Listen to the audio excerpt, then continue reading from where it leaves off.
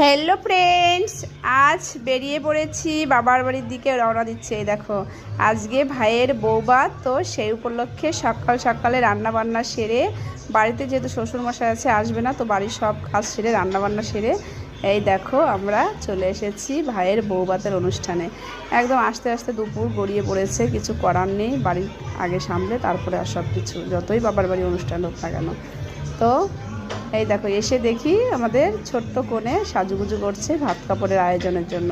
তো আমি একটু বড় দিদি হয়ে কি করব, এসে তাড়াতাড়ি করে সব কিছু এই যে গুছিয়ে দিলাম। আমি বললাম আমি তো লাস্টে এসেছি, কোনো দায়িত্ব তো পালন করলাম না, তো লাস্টে এই দায়িত্বটা আমিই পালন করলাম।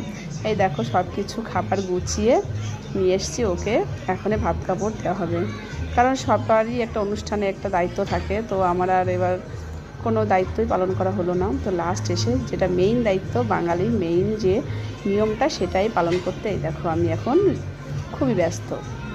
তো আজকে ভাত কাপড় বেশি খুব বড় হাইফাই অনুষ্ঠান হবে না, ছোট্টখাটো অনুষ্ঠান করছে, তাও যেটাই করছে সেটাই অনেক ভালো, সবাই ভালো, বড় ছোট সবই ভালো।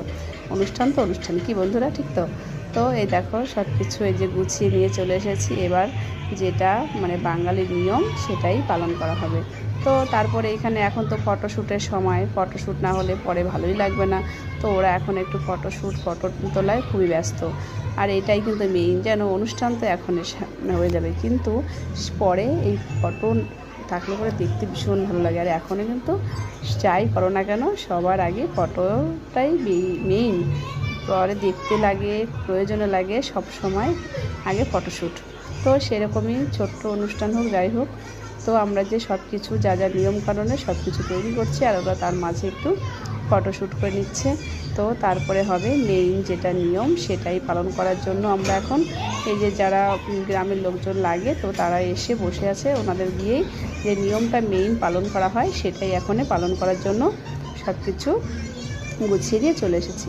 তো এবার দেখতে পাবে এই যে আমার ভাই বউ তো বসেই আছে রেডি সেডি হয়ে, এখন ভাই রেডি হয়ে আসলে ওদের মেইন নিয়মটা পালন করা হবে। তো এই যে অলরেডি দুজন চলে এসেছে, এবারে দুজন নমস্কার করে, এবার নমস্কার দিয়ে এবার তাদের নিয়মটা, প্রথম নিয়মটা পালন করা হবে। তো এখন ওই যে পাশের বাড়ির মামিরা আছে, ওটাই বড়রা যারা গুরুজনরা ওই নিয়মটা পালন করাবে। দেখো এটাই হচ্ছে মেইন ভাত কাপড়ের নিয়ম, যা দিয়ে যে বলে যে তোমার ভাত কাপড়ের দায়িত্ব নিলাম। আজ কিন্তু এখন শুধু ছেলেরা না, মেয়েরাও দায়িত্ব নেয়, সবাই সবার দায়িত্ব নিয়ে ভবিষ্যতে এগিয়ে পড়ে। কি বন্ধুরা, এই ছোট্ট ভিডিওটা কেমন লাগলো অবশ্যই বলবে।